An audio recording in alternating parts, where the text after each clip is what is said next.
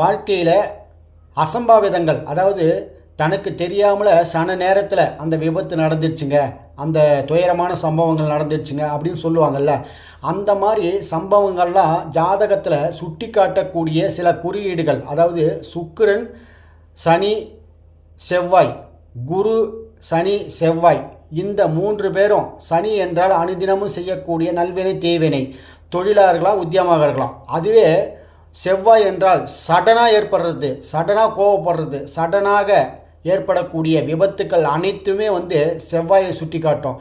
இது எப்பொழுது நடக்கும் அப்படின்னா, கோச்சாரத்தில் சனி ராகு, கோச்சாரத்தில் சனி கேது தொடர்பு பெறும் பொழுது அந்த ஜாதகருக்கு நடக்கும். அது எப்போ எந்த காலகட்டத்தில் நடக்குதுன்றதை நம்ம பார்த்து எச்சரிக்கையாக இருக்கும் பட்சத்தில் அது நடக்காத போயிடுமா ஐயா அப்படின்னா, அது யாராலையும் நிறுத்த முடியாது.